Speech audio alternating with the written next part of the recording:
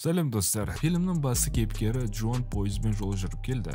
Колорадо қаласының арман қуып Лос-Анджелесте үлкен дамыған шаһарға келді. Басты мақсаты тұрақты бір жұмыс тауып, ақша табу. Алдымен бейтаныс қаладағы басты шаруасы жұмыс табу мен үйге орналасу болмақ. Алайда адамның қалауы әрқашан болсын ба? Джонда жұмысқа тұру мәселесі туындай бастады. Жұмыс орындары түпкілікті бас тартпаса да, оның нақты жұмысқа орналасу сұрақ болып қалды. Сондықтан бұл іс алдағы 1-2 күнде шешіледі. Ендігі түнейтін жер табу керек. Джон қаладағы үйсіздердің бас қосып түнейтін орынды тауып, сонда ұйықтады. Ертесінде құрылыс алаңына барып, сол жерден жұмыс қарастырды.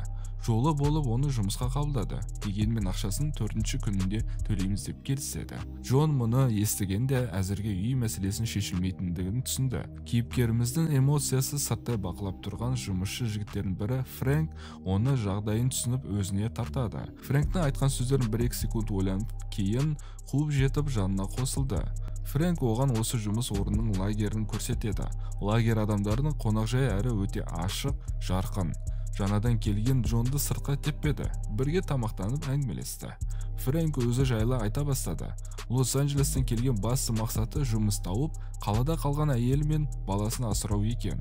Сол күні кешкісін жеген асын қорыту мақсатында лагерде шолып жүрген Джон жергілікті тұрғындарын теледидар көріп отырғандығын байқайды. Бір сәтте кадр ауысып, теледидардан бейтаныс бір ер адам шығып өз үндеуін жүргізе бастайды. Оның айтуынша адамзаттың әлдекімдер жасанды әлемді ұстап отыр екен. Сырттан келетін сигналдардың арқасында олар адамдардың ойлау қабілетін айырып, өз үстемдіктерін жүргізуде дейді. Дәл осы сәтте Джон тағы бір қызықты көрініске тап болды.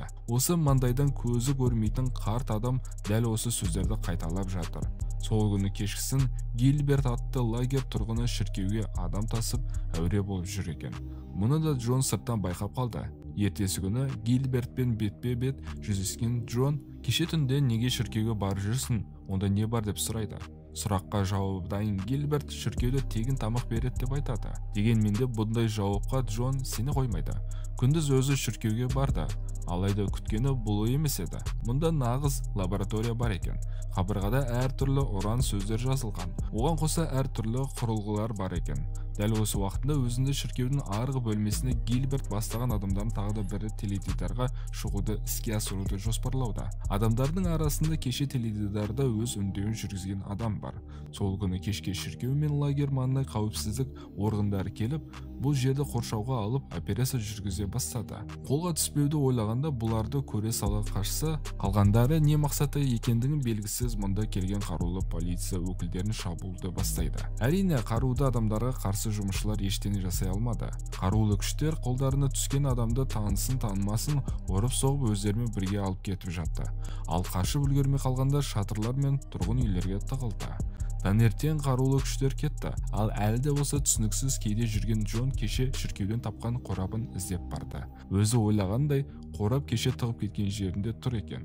Аулаққа барып қорапты ашқанда көптеген көзілдірік шығады. Қораптағы көзілдіріктердің біреуін алып, қалғандарын қораппен бірге қоқысқа тығып кетті. Кейін Джон көзілдірікті кигенде таң қаларлық дүниеге куә болады. Көшеде ілулі тұрған баннерлер өзгеріп сала берді.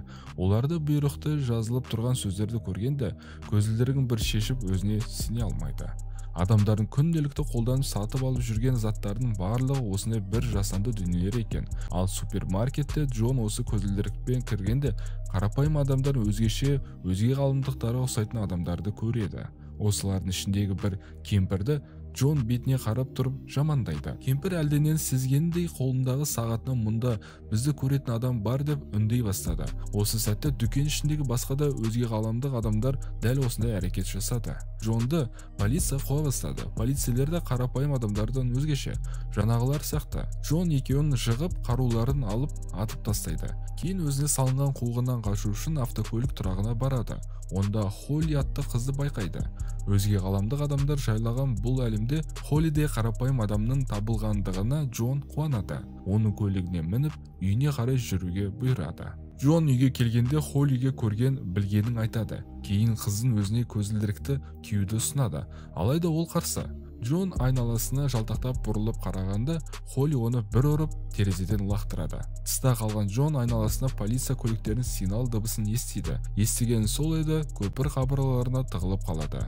Жан-жақтан бұны күндікке полиция қысып бітті. Джон өзін бұл айқаста әлсіз санады, себебі ол жалғыз, сондықтан жанына адам жинауға көшті. Бұл қалада танысқан жалғыз досы Фрэнк болғандықтан осы жігітке бірінші барды.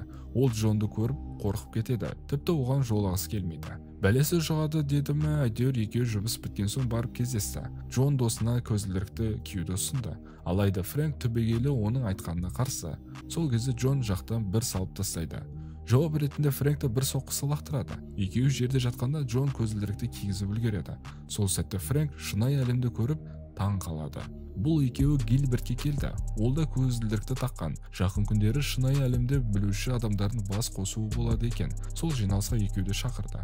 Оны көзілдіріктің орнына тиімді линзаны таныстырады. Ал қалада жүрген біртүрлі адамдар шынымен де өзге ғаламшарлық басып алушылар деп атайды. Олар үшін жер шары уақытша баспана. Жер шарындағы барлық құндылықтарды қолданып, ақшасын жымқыру бұлардың басты мақсаты.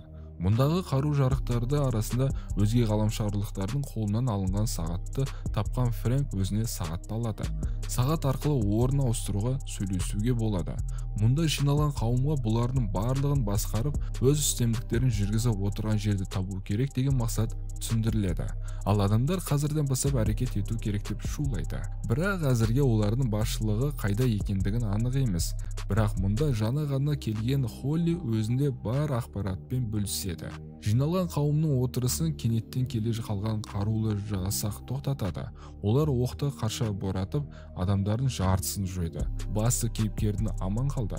Джон мен Фрэнк бұларды ашып пысып орынға жайғасуда. Фрэнк байқаусызда сағат тіске қосып портал ашады. Сол арқылы екеуі шайқас болып жатқан орыннан қашып үлгереді. Оған қоса порталда өткен соң басшылықтан тап болады. Енді екеуі дәлсіз сонда естіліп жатқан дыбысқа қарай жүгірді.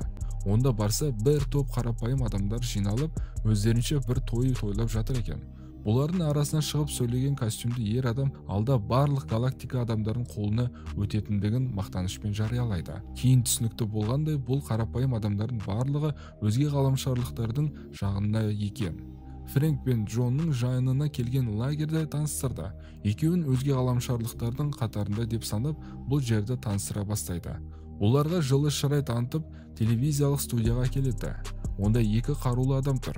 Таныстықты пайдаланып екеуі өтіп кетпек болды. Алайда әскерлер қарсы болған соң қару қолданып ішке кірді. Ішке кіргенде мұндағы қызметкерлердің басты сигнал таратушы антенна қайда деп сұрайды. Жауап ретінде ғимараттың үстінде екенін біліп, сол жерге Джон мен Фрэнк барады. Жолай Холлиді көріп, оның да қатарларына қосады. Джон жоғарға сәтті жетті және басты сигнал тартушы спутник тарелкасын тапты. Оның атуға оқталып тұрғанда, ту сыртына Холли қару кезіп келеді. Ол өзіне өзге ғаламшарлықтарға қызмет жасайтындығын айтып, Фрэнкті баспалдаққа атып тастағанын айтады. Ендігі Джонның берілген қалайды, бірақ Джон өмірден өлімді таңдап, Холлиді атып сүретті, спутникті бұзды. Осыдан соң тік ұшақпен келген әскерилер Джонды атып түсірді. Джон өлер сәтінде өзге ғаламдықтарға ортан терек саусағын көрсетіп, батырлықпен қаза табады. Спутник істен шыққандықтан өзге ғаламшарлықтардың беті ашылды, ал қарапайым адамдар шындықты білді. Осымен кино соңына жетті достар. Арнаға тіркеліп лайк басуды ұмытпайық. Келесі кездескенше аман сау болайық.